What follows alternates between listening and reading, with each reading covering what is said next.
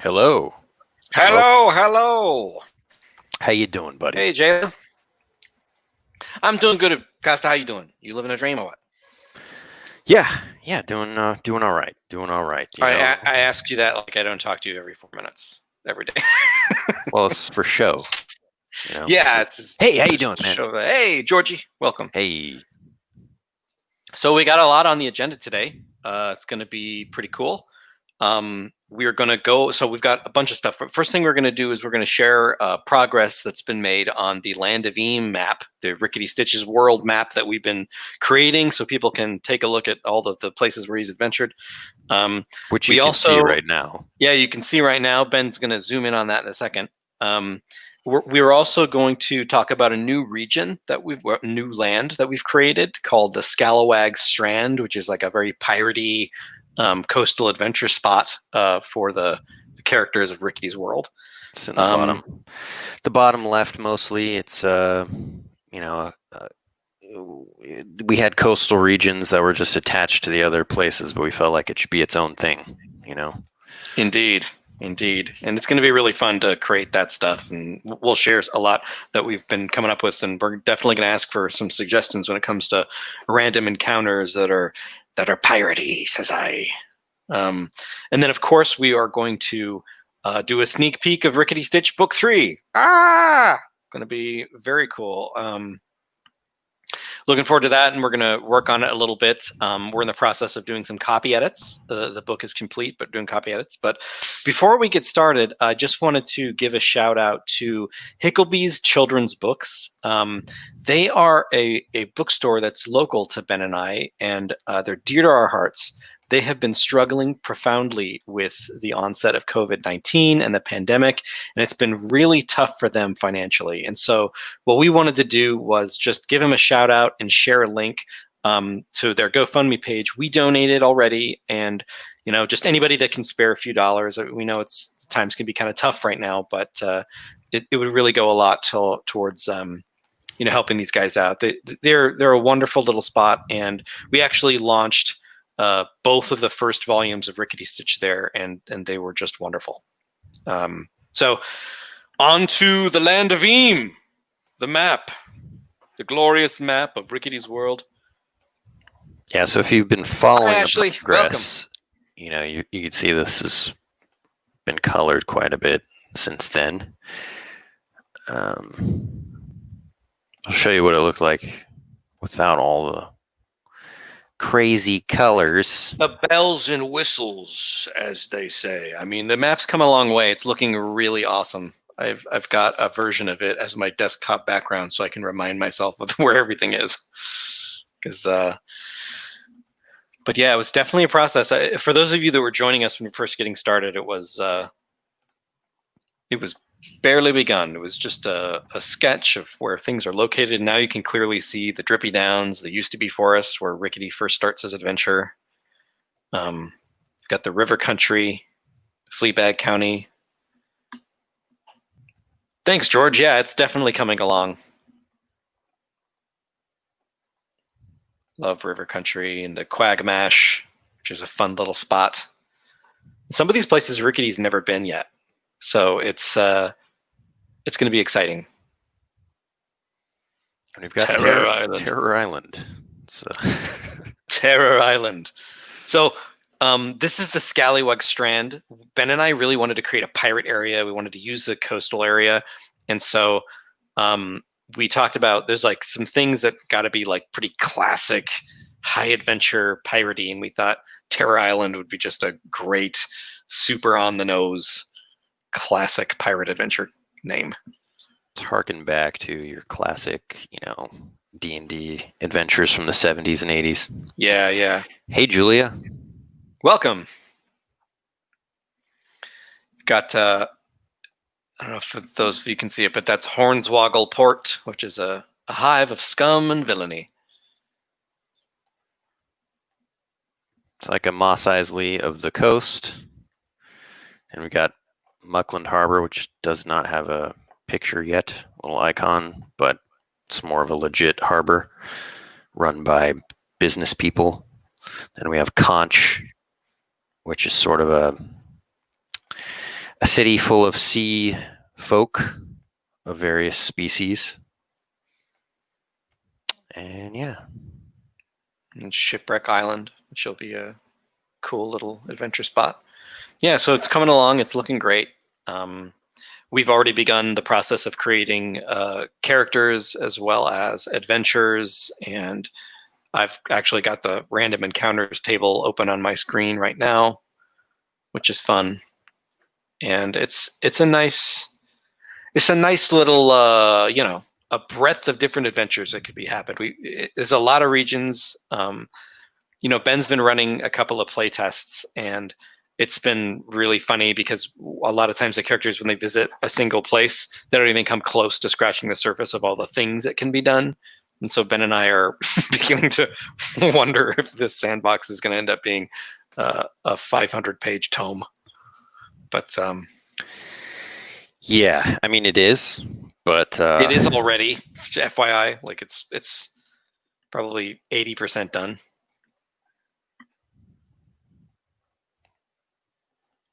So yeah. In the last game that I ran, the players went from Crickstop, which is right here, and they traveled all the way to Scrockness Mountain.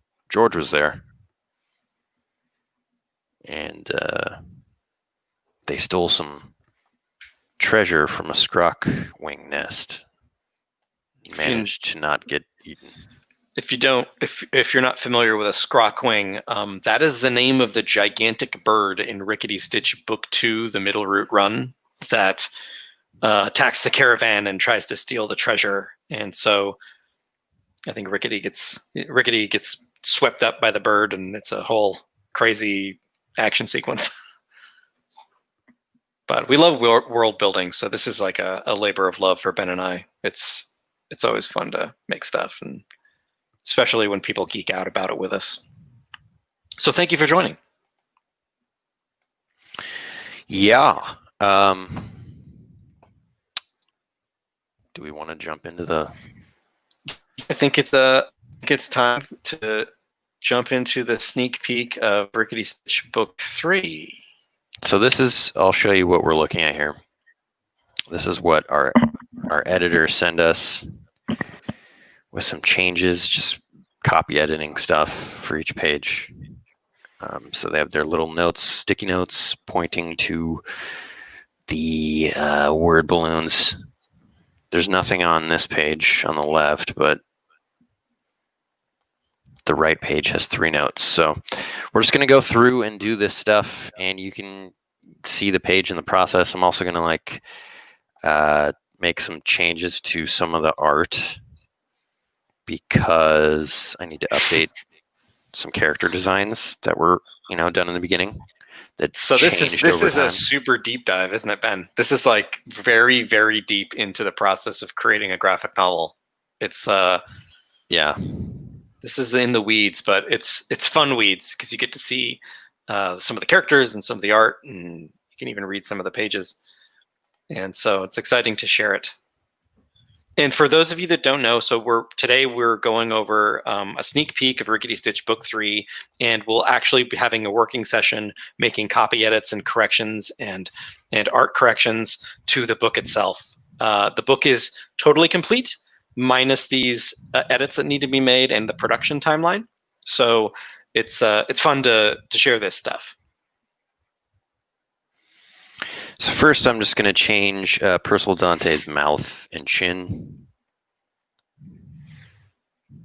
For those of you who are super fans, you might recognize the name Percival Dante. He's mentioned in the Rickety books as the penultimate greatest bard in the world, and Rickety's a huge fan of his.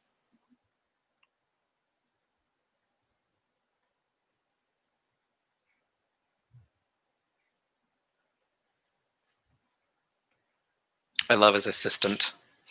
It kind of reminds me of Beaker a little bit, like a bowl cut. This is Hans. Hans. Booby. I'm your white knight. Die Hard. Sorry. Sorry, I didn't back you up on that. Sorry. George knows.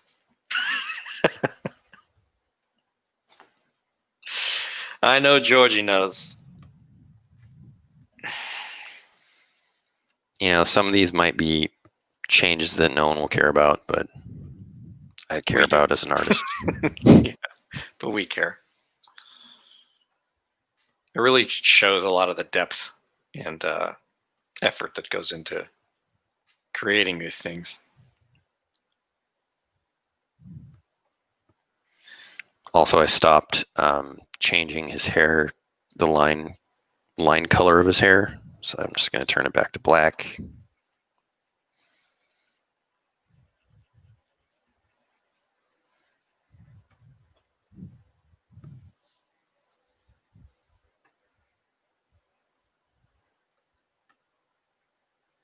It's a clever little tool. Do you want to explain how that works a little bit? It's magic. Sorcery! Are these Just go to the extent of your layer. powers? Just go to the layer that you want, and there's this little thing. You lock the trends. I don't know what you're locking, honestly. You press that button, and Photoshop tutorials by Hoops Costa. You click on the thing. yeah, I didn't write the manual. You know what I mean? You go with your gut. It's sorcery. Sorcery. Trying to hover over this to make it show some text, but whatever. Yeah.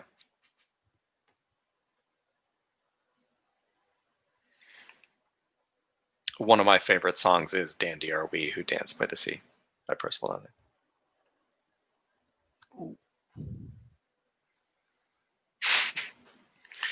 That And who could classic. forget a centaur sleeps standing up but falls in love while running? Isn't that romantic? He's like the Kenny G of the Land of Eam. Minus the woodwind instruments. He's a lute guy. He's like Bon Jovi meets Kenny G, you know what I mean? Yeah, kind of. That's actually a pretty accurate description of Percival Dante.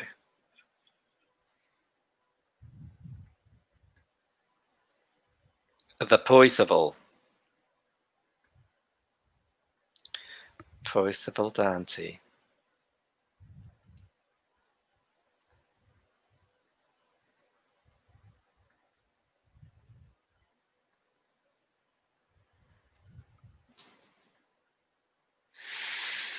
So simultaneously, while Ben is making these edits and corrections and adjustments, I am in the process of generating random encounters for Scalawag Strand. And any suggestions that you guys have about what kind of dangerous elements are going on in that pirate-infested seaside, let's call it adventure zone. Yeah, pirates, sea creatures, all of that good stuff. So Ben, I'm going to run through some that I wrote about 10 real fast this morning. Let me run these by you and see if I'm in the right headspace. So you got your classic Dread Pirate Daggerheart attack. Okay.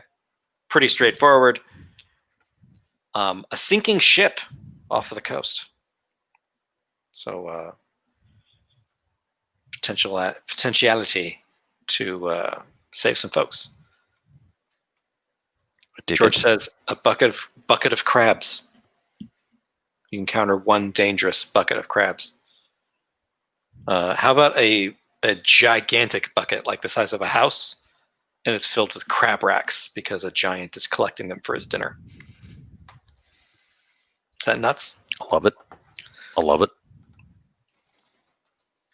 Giant bucket of crab racks being collected by a giant for his clam bake dinner. You know? It's those little details that just fill me with joy. George says, wow, perfect. You're marvelous. What about crab racks in another light? They emerge from the sand and are defending their territory.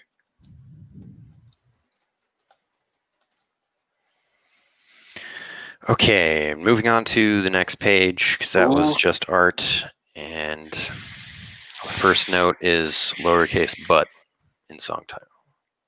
Wait, no, I've I've been mistaken. I'm a fool. I was confused. All is lost. No, just have to open the page again. There you go. That's how they get you, guy. That's how they get you. So change it to lowercase but, okay? I don't know why. Yes, a conjunction is not capitalized. MFA right here, okay?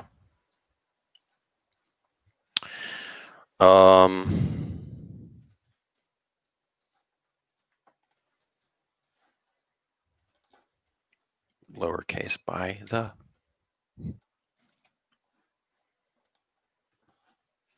Possible Dante.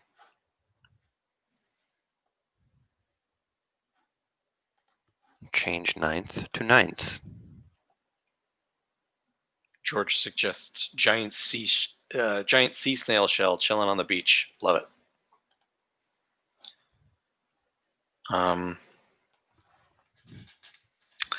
How about I've got a castaway shrimp is being attacked by a shiver of liger sharks. A shiver. Indeed. You know what a shiver of sharks is? That's a group of sharks, according to the intranet. So it may or may not be true, but I love it. I love the way it sounds. And what's worse than a liger shark? Nothing. Nothing is worse than a liger shark.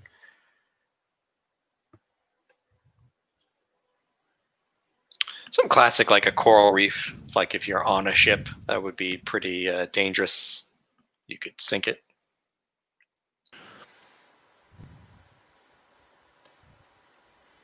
So because I changed the length of this line, I gotta alter the word balloon so it doesn't look all cramped. Know what I mean? I do. I do know what you mean.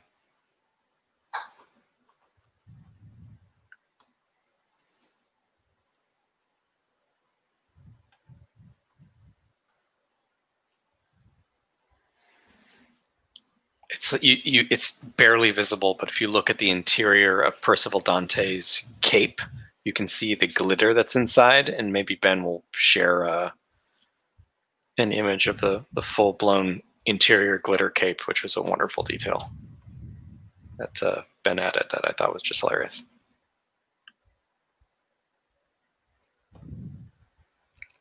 Glitter. It's a pattern, actually, that I found on the internet. So I don't have to do all of this painstaking work to make this glitter happen. Just like And here's a do a pattern fill. There's a behind the scenes note. If anybody read that word bubble, it makes a mention of Ninth and Farlag. And Ben and I went out of our way to create street names that all shared the names of Dungeons and Dragons characters that we've played over the years or played with with our buddies. Yeah, I mean, we're constantly doing that, like place names and like shops that you see on the street. Yeah. Like in book 2, there was a saloon like Tally Bogans or something. Which is a friend of ours. Tally Bogans. A friend of ours' thief name. And in this, there's also Orleans somewhere, which was my own thief in sixth grade. In the 6th grade. So for those of you that don't know, Ben and I have been buddies with the same group of friends since we were in the 2nd grade. Ben and I have been buddies since the 2nd grade, and then we've had the same D&D group and friends since the 4th grade. And so it's kind of an awesome situation where we share all of this. There are decades of Dungeons and Dragons like lore and stories with each other that we've collectively created together. So we love to sneak in as much as we can where it makes sense. For those of you just joining, we are taking a sneak peek at Rickety Stitch Book 3 and actually making copy edits that were given to us from the publisher. So we're going through and making edits to the copy, with copies, the words, and the balloon. And then we're making some adjustments to the art there. Ben is making some consistency stuff, and you get to see a lot of these new characters that are going to be in Rickety Stitch Book 3. And simultaneously, randomly, I'm creating random encounters for a new region in Rickety's world called the Scalawag Strand, which is a place filled with pirates.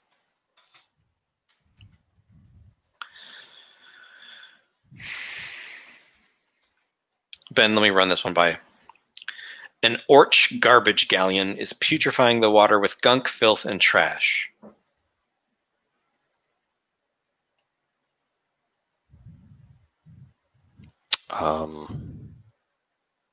It has no hook yet, but I like the visual. Maybe like some fish, dying. Something to push. Yeah, fish are reaction. being sickened in its wake. Fish and whales. And sea life.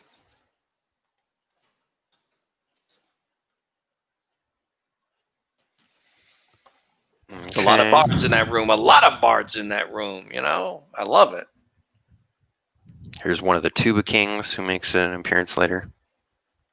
There's a Rickety Stitch Book 3. It has a ton of bards in it and lots of different acts, and they were really fun to do. And one of them is twin brothers who both play technically not tubas, though. It's like sousaphones, right?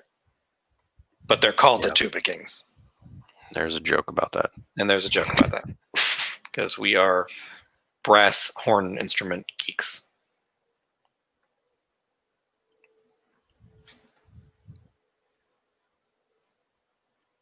And this is another bard. Her name is Kanta.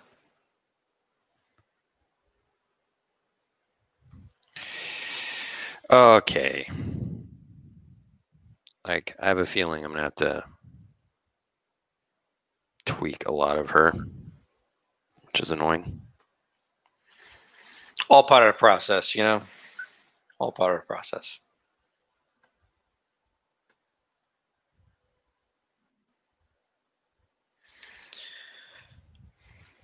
Or how about this one, Ben? Sarpathi sea reavers emerge from the depths, seeking captives to take to their temple.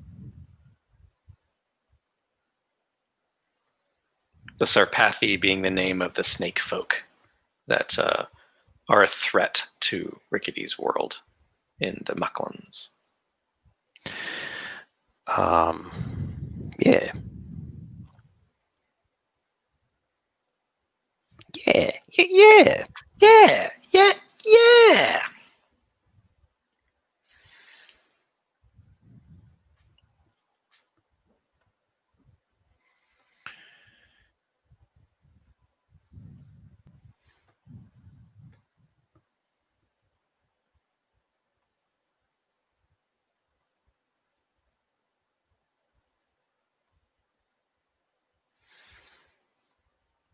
Little tweaks to Kanta there. I dig it. It's cool. Yeah. Yeah. I find it, drawing the female face is much harder than drawing, like a weird shaped head, like Percival Dante. His head is like the shape of a banana. Ashley asks, is there a release date yet or any idea of one? So we do not have an official release date yet. We have been informed that production has been delayed. No surprise there with everything going on in the world at the moment. But it's very likely to be in 2021. So that's all we know. We can share that the book is finished. You're looking at the final touches that are being done. And we're also working on some new projects too. And, hopefully in the next couple of months, we'll make some announcements about those.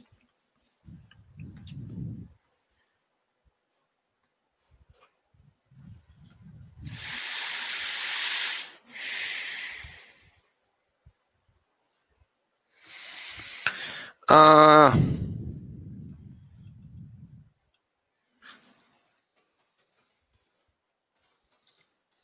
Man, I'm like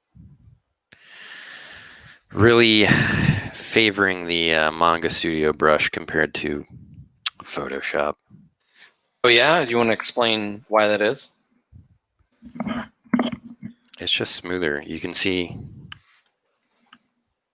it's like sort of jagged look to this. I see. I see. Great. Great. I did the black over the blue on the same layer. Good stuff. Thank you for sticking with us, Ashley. We can't wait to release it. It's going to be really fun. And tell your kids we said hi.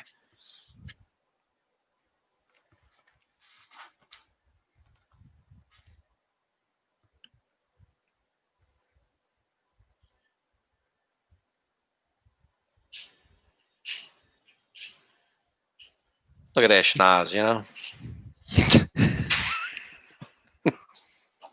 This is just how Ben talked to each other all day. It's hard to not goof around. All right. I'm going to get to it. Black blood pirates are about to make their captain walk the plank. How's that for a setup for something?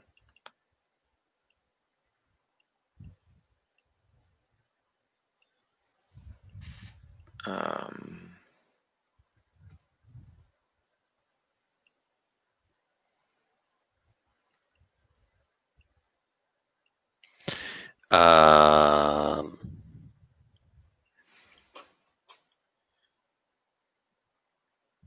It needs like a little oomph.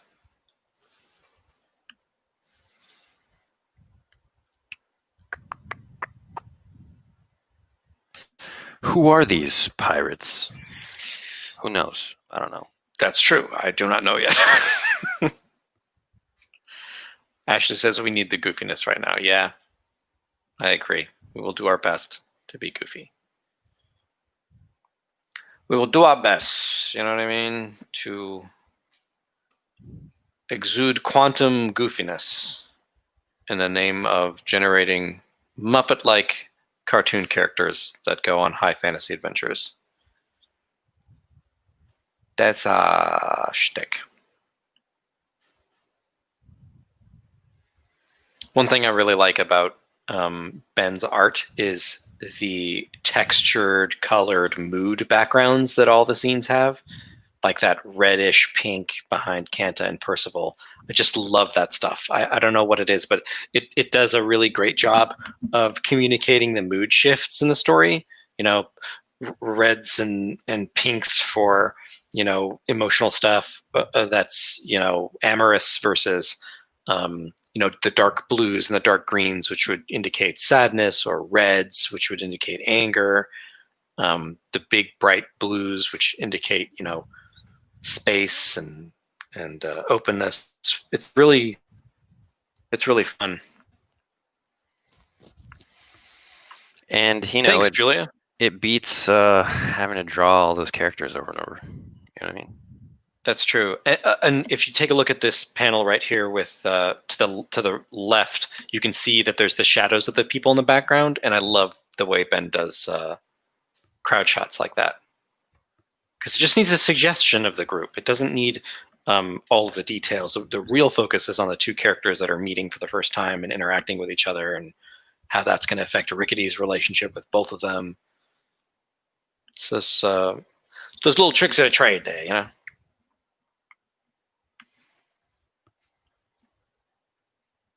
Sometimes I struggle with that because I feel like, you know, maybe I do need to show things so you actually do get a sense of what's going on. Right.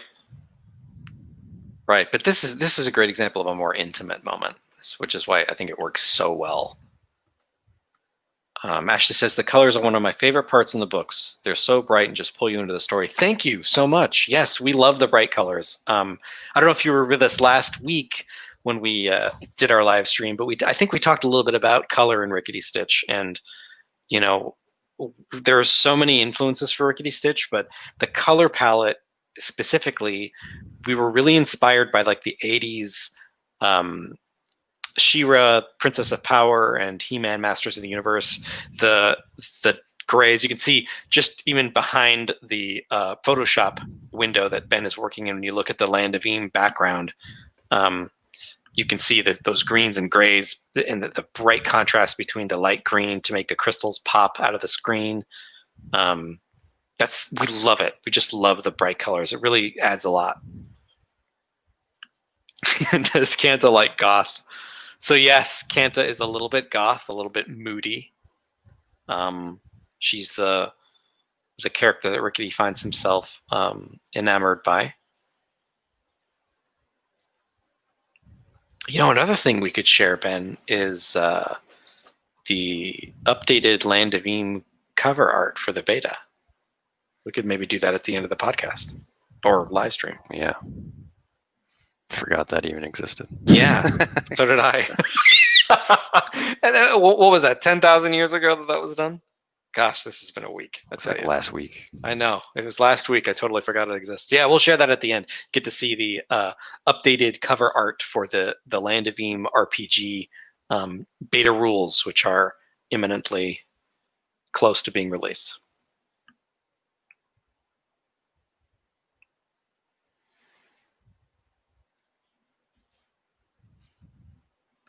Now, Ben, does the tool you use have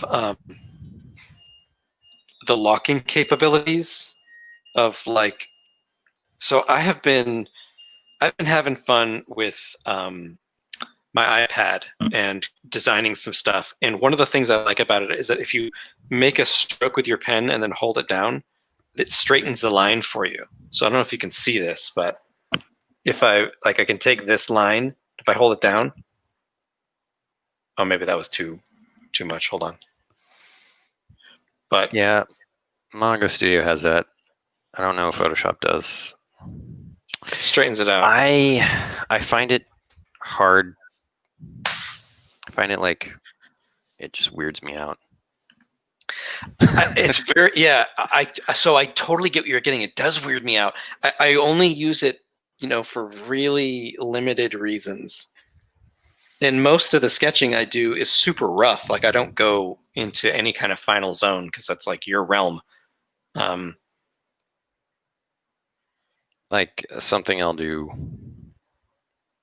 is hold shift and do a straight line. Yeah. Ashley says, my son said there needs to be a Rickety Stitch RPG. Well, he's in luck. It's coming for sure. We've been working on it a long time.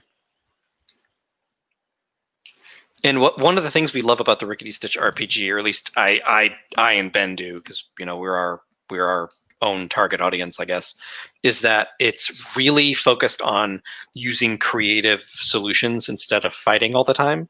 Now, that's not to say you won't get into a fisticuffs or have to draw a sword sometimes, but the game and the abilities of the different classes and characters are really focused around just coming up with another way around it. Like you talk to the bad guy, or you talk to the misunderstood rascal, and you have abilities that can trick or confuse, and there's just so much that's dedicated to putting the focus on the collaborative storytelling that it was what I think makes role-playing games and tabletop role-playing games the best way to have fun with pals, really.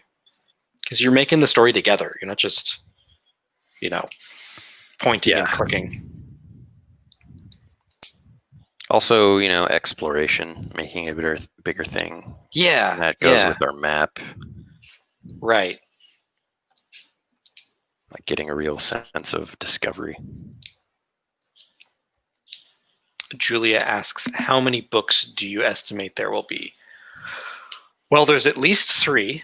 And we have a couple of more planned, and simultaneously we're working on 2 new projects that both take place in Rickety's Land of Eam. So we intend to do a lot of different things that kind of create a a big world with a lot of different heroes and villains, and Rickety Stitch has more to tell. That's for sure. He's on an adventure.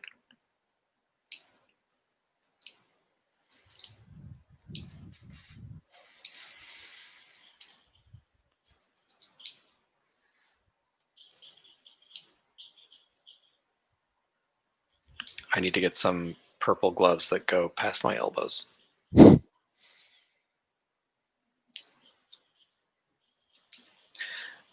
Can actually see his glittery cape, Percival's glittery cape, a little better in this panel. I don't know why. I just love that detail. It's so great. It makes me. He's like kind of dressed like Neil Diamond or like late Elvis stuff. Super flashy. Like, Well, Duke, when he dresses up for the masquerade in this book, yeah, yeah, like, just shamelessly based on Liberace. yes, yes. Duke being the Bogroll frog character from Rickety Stitch Book 2, the thespian, the actor that's traveling to Harp's Edge with his band of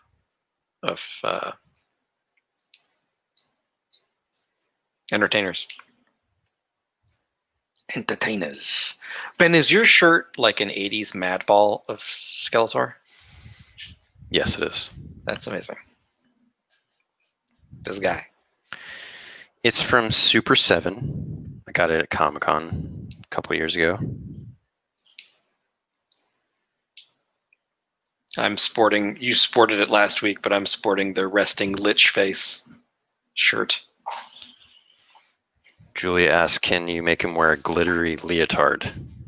Oh, it's a great idea. Such a good idea. It'd be like David Bowie. Yeah. Oh, man. Book Maybe, 12. Yeah. The next time he shows up. Yeah. Oh, it's such a good idea. Ashley says reminds her of a character from My Hero Academia. I haven't watched that. Yeah, I'm not familiar with it. I mean, I know what it is, but I haven't seen it. I should check it out. So many things to check out. There's like a lot of cool stuff. Lots of cool stuff these days, you know?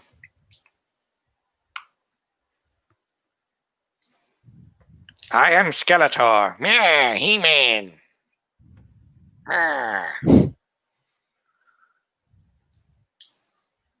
If you haven't checked it out, you should go look at. There's like I don't know what it's called exactly. I'll dig it up and share it later. But it's a YouTube video of all of Skeletor's best insults from the old show, and it is delightful. I think it's hilarious. I think it's hilarious. He-Man. Whoop, scientist. Yeah. Why can't I join your gang? Because you're a wimp scientist. As he's sitting there, the most buff wizard in the world. Let me see if I can find it, Ben. I can share it with people. Skeletor's best insults. Come on, YouTube. Don't fail me now.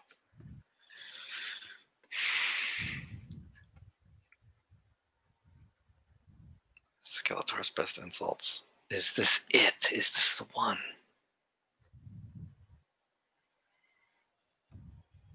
Yes. Yeah. Yeah. I found it, Ben. I'll put it in so you can share the link. Because you're a wimp scientist.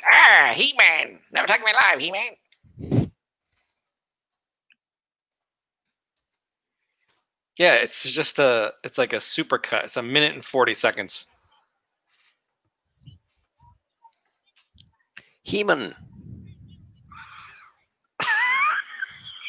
Quiet or I'll turn you into a suitcase is pretty hardcore. Quiet or I'll turn you into a suitcase. He's a lizard man, you see. So he's like an alligator guy. The level of alliteration in He-Man is staggeringly amazing.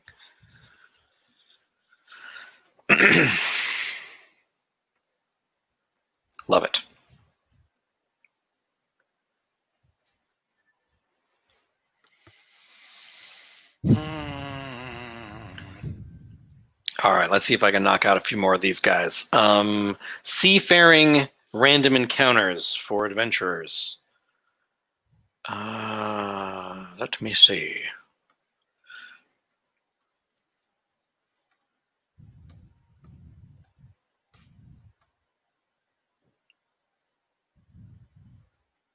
Let's see. I'm going to jump over to the discoveries, which are just like the discoveries in the Land of Eam are just cool stuff that you can find that aren't necessarily dangerous, but it might be treasure or it might be whatever. I'm just going to make a note that message in a bottle would be a great one. I don't know what the message is yet, but I just want to put the notes in here so that I can return. SOS. It's an SOS. Done.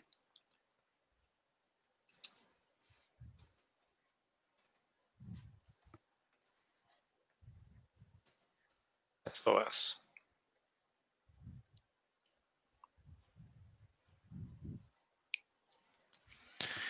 I don't know how boring this is for people. Is this boring? Are we boring guys? I mean, I don't know. I mean, what I'm doing, like I'm like really going deep on the almost like obsessive level of tweaking these early designs of Kanta. I think it's okay. Share more Rickety Stitch Book 3. Just share a few more pages. We've got only 15 minutes left, so if we want to share some stuff, we should do it. And then, of course, we can share the Land of Eam cover for the beta. Julia says, not boring. Thank you. Thank you. The reassurance helps. This is just what Ben and I do all day. I just feel like really self-conscious for some reason. It's okay, Ben. We all feel self-conscious. That's just life. But we're among friends.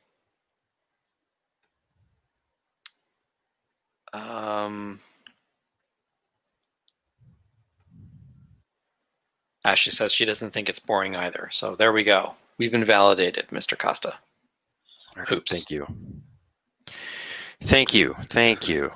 Hoops Costa. Did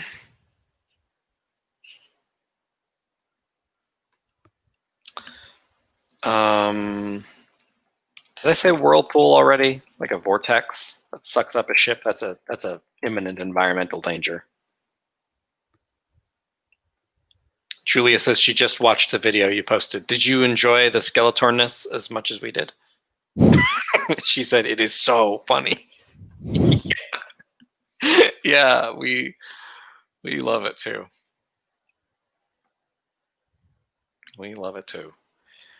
Good old Skeletor. And the Masters, what are they called? The Masters of Evil? Is that what they are? All of his gang? You got your Beastman. You got your Merman. You got your Trapjaw.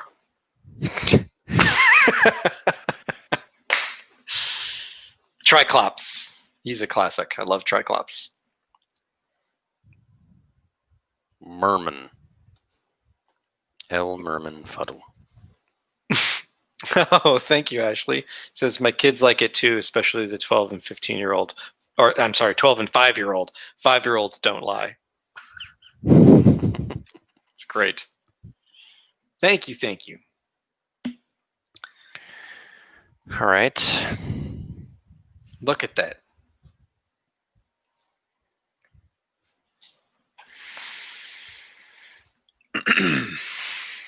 This page is done.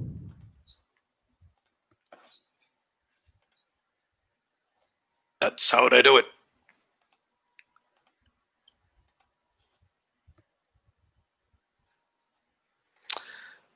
For those of you that are just joining us, Ben is in the process of making some adjustments to the final art of Rickety Stitch Book 3. So there's lots of sneak peeks here. And we are just hanging out, talking all things Land of Eam and Rickety Stitch, and it is a blast. In a minute here, we're going to show the progress on the updated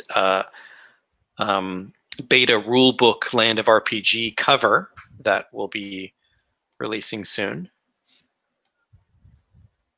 And talking about Skeletor, because Skeletor is a classic.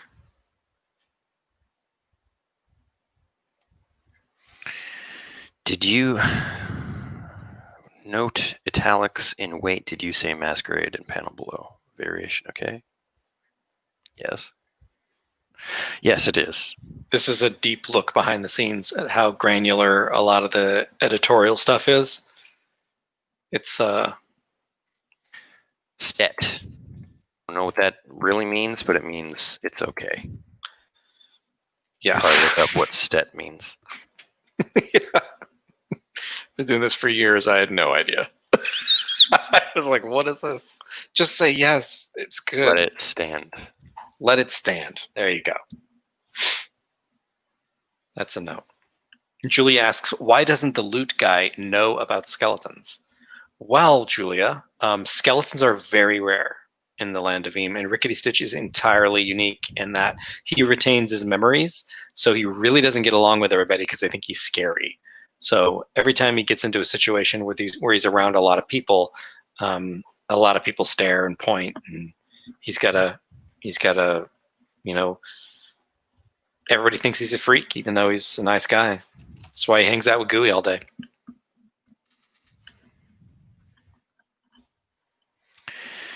Especially talking skeletons are rare. Right. And even skeletons, like undead skeletons themselves, are rare. So Rickety's double rare. Double rare. He's double rare. What does it mean?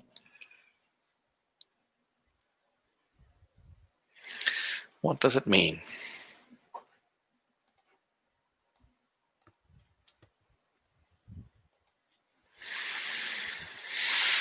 Repetition of practically. We should probably change that word to something else.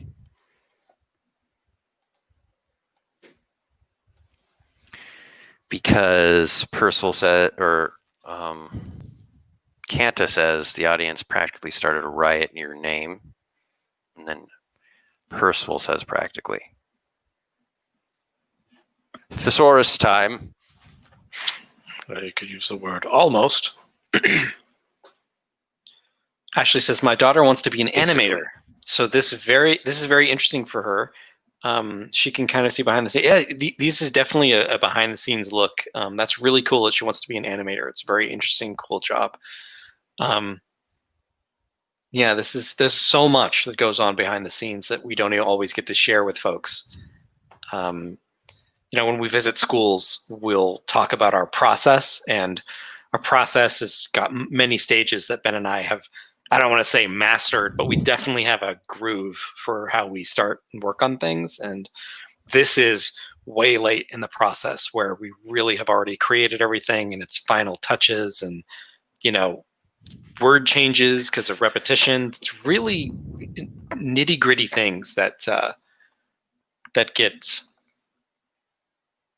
that get brought up at the very end that you gotta address. This file was created 2 years ago. Yeah, that's incredible. Julia says, my daughter also wants to be an animator. Wow, that's awesome. Holy cats. Ashley says his flashbacks make it even more special in the songs. We love the flashback sequences, and creating the songs has been one of the funnest parts, I think, of just all things Land of Eam. Two of our best pals, Evan and Darren. Evan Wolverton, he's a folk singer who has done an amazing arrangement of Rickety Stitch, The Road to Eppley. You can check it out. It's at ricketystitch.com/songs. And our other pal, who we've played D&D since we were kids with, Darren Korb, he's actually a composer. He does the music for the Supergiant Games properties like Bastion and Pyre and Transistor and Hades. He did some great renditions, and both of them are actually working on some new songs for book 3 right now. And so as soon as book 3 comes out, you'll be able to hear some of the new songs that are going to be released, which is really exciting. Ashley asks, that sounds amazing. Honestly, when did you guys start? So for those of you that don't know, I'll repeat it again just because it's always helpful for folks that are joining. Ben and I have known each other since we were in second grade, and we have been creating comics and stories and movies together almost our entire lives. And so Rickety Stitch started over 15 years ago now, but it was really 2017, 2016, 2017 that it really started to formalize into a series. In book 3, this file was actually created 2 years ago. Ben has been working on book 3 a long time. It's actually 250 pages, so it's substantially larger than book 1 and 2. So there's a lot in it, and it has been a journey. But I think that one thing that's really important to know is that it takes a lot of patience and planning to create these things, and so Ben and I have just had to be disciplined and persevere and continue creating and promoting so that people know what's going on. Julie asks, are you ever going to visit schools in Colorado? We hope so. Right now, all the schools we visited have been in California, but that's, I guess, mostly because of our schedules. We've been producing books, so it's hard to travel and do stuff. But we hope to do a tour in the not too distant future with the release of book 3 and some of our new projects. I mean, one thing we could do, because it's we've done a couple of them, I think, are like Zoom author visits. Oh yeah, that's right. Yeah, so we would totally be down to do more stuff like that. We'd be glad to do more Zoom visits. It was really fun to do it. I think we just did it, like a month ago, maybe 3 weeks ago, something like that. And that was really fun because, we can be really flexible. We were able to go through our presentation, which is essentially like a 15-minute presentation where we talk about ourselves, we talk about Rickety Stitch and our process, and then we open it up to the kids to answer questions, because there's always, 45 minutes of questions that the kids want to ask us. So that's really fun. We love doing that stuff. So Benjamin, we've got about 5 minutes left on the stream. Just heads up so we can share the stuff. Yeah.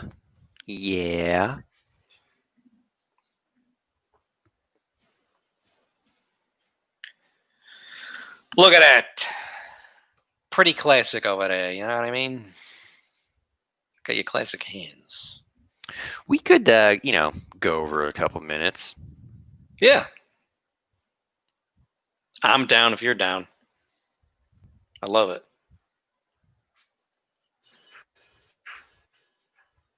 I just want to finish this page, Talking brass tacks now. We got to get this page done. So thanks everybody for joining us. This was been a mad dash to complete this page. And I hope everybody's having a great weekend so far. I know things are crazy out there right now, but we're going to try to be light and fun.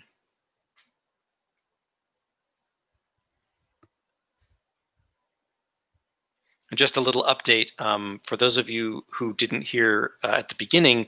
I wanted to give a shout out to a local bookstore, a children's bookstore called Hicklebee's, which has been an institution since the late 70s and has been.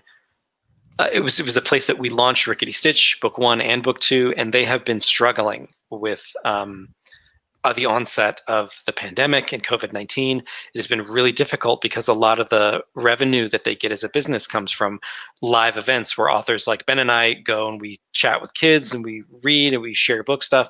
And so they've launched a GoFundMe page, and we've donated already, and we're hoping that anybody that can give a little bit can, because this place is dear to our hearts, and we would hate to see them go by the wayside.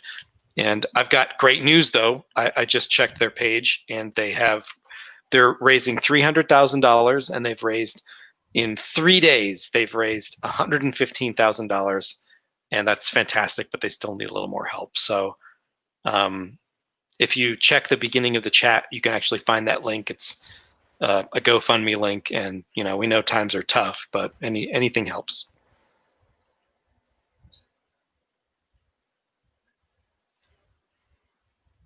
Look at that. More of that brilliant pink background with the murmuring crowd.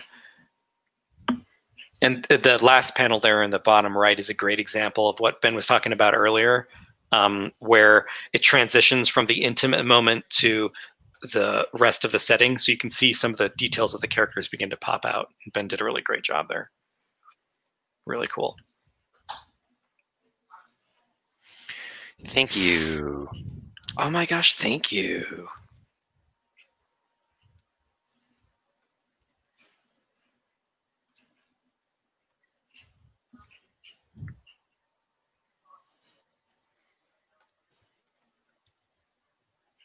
Okay, so we'll show the cover now. Here we go. Find Dun, dun, it. dun. The Gotta updated Land of Eam RPG cover. What is it called? Probably the Land of Eam cover.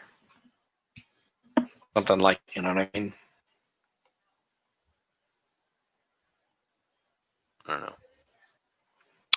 I don't know.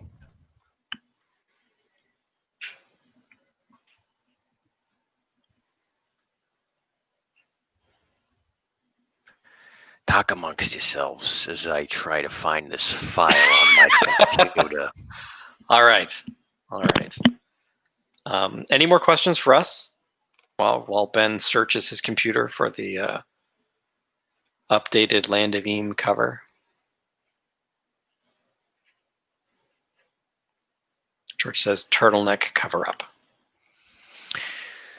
In the meantime, I can show the character sheet. I've made some tweaks. Yeah, the Land of Eam RPG character sheet. This is it. And maybe we'll run through a little bit of what the stats mean and stuff, but you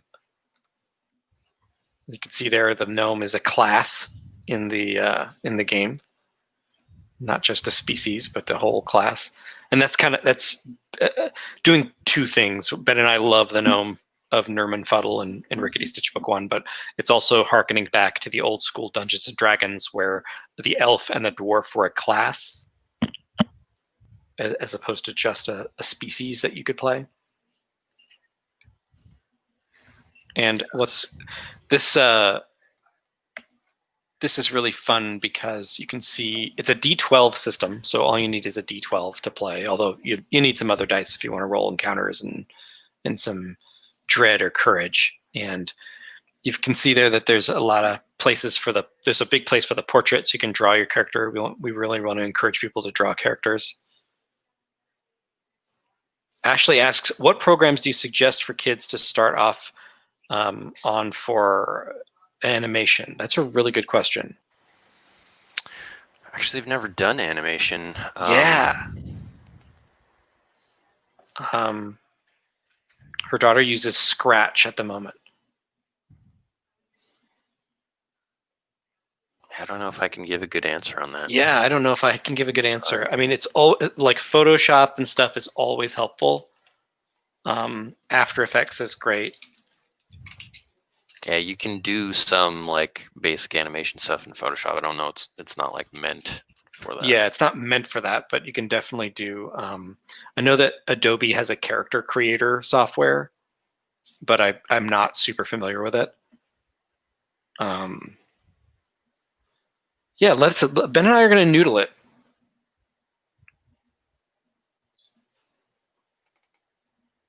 Julia asks, how many boggarts can you be in this game? So I think you would choose to be a boggart. Anybody can choose to be a boggart. It's one of the species, and then you get various perks for being a boggart. You know, this reminds me. I'm thinking boggles, like the little guys in Rickety Stitch Book 1.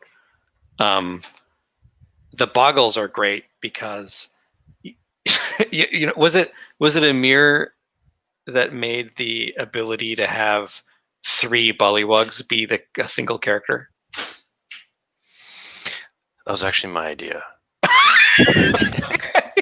But so we have this homebrew RPG, and we have a homebrew RPG Dungeons and Dragons that was created by one of our buddies, Amir, also at Supergiant Games. I think he's the studio director, and he created this game, and we collaborated on a lot of it, like the random encounters and some of the abilities. And one of them was that you could play a bullywug, like an old school Dungeons and Dragons bullywug, but if you played the bullywug, you were actually playing 3 bullywugs at once that like work together as a team, and that's kind of a funny idea for boggles in the Land of Veeam. It's like a gaggle of boggles as one character. Yes, and here's the open beta cover. You probably already been looking at it, but we added Nerman and Epily, the Knight Errant, to the cover, and this is, just want to reiterate, it's not like a canon story moment. It's just we felt like these were the most compelling characters put on a cover.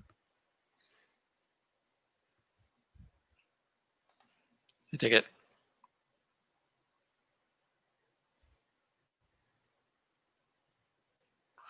And yeah, there you go. Indeed, there you have it. So it's 12:03. We've reached the end of our live stream. Gosh, it goes by super fast, man. It goes by super fast. Yes. Evan says that looks amazing. Thanks, Evan. Do we want to do this in the future, like editing this? Was that interesting? Pizza Face says, will there be other books besides the RPG? Sorry, I just joined. Yes. So we just did a sneak peek of book 3, and book 3 is coming out of Rickety Stitch. We're also working on 2 additional new projects and planning out some more Rickety Stitch books. So definitely there will be more books. Julia asks, how much longer before we get the RPG? So I would say it's pretty soon.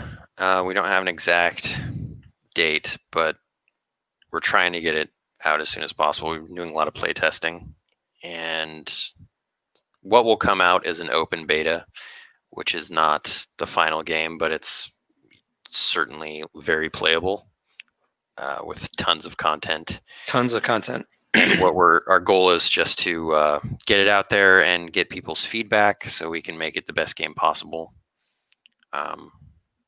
So if you want to play it, that would be awesome.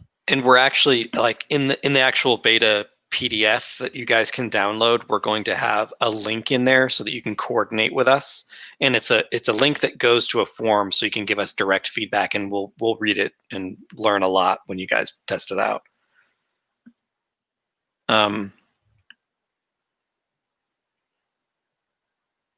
Ashley asks, my son would like to know how you would feel about Rickety Stitch was asked to be a Super Smash Brothers character. We would feel great. That would be fantastic. He could use some crazy loot solos and bash people with his loot. Yeah, like El The goo Kabong. could come out from behind him. Yeah, awesome. Yeah, he could do team ups with Goo, like in the Marvel game. I forget what it's called. Marvel vs. Capcom. Yes, Marvel vs. Capcom. You can like team up with people. Thanks, Pizza Face. Yeah, thank you. We appreciate it. Cool. All right, guys. Well, I think that's it for today. Stay tuned. Next week we'll be back on sharing a lot of more stuff and hanging out and answering questions. We love having you guys join us. It's fun to hang out. Yeah, thanks everyone who came by. And I guess Ashley seems to think we should do some editing again, so we'll do it. Cool. Yeah, we'll edit more book 3. You guys will get to see more of what's going on. Maybe we'll do a little bit, maybe like 15, 20 minutes of that next week, and work on the Land of Veeam RPG a little bit more and share our progress that we make during the week. It's fun to get your guys' reaction to stuff and see what you like. So, alrighty. All right, until next time. Indeed. Fare thee well, everybody. Stay safe, and bye-bye. Goodbye.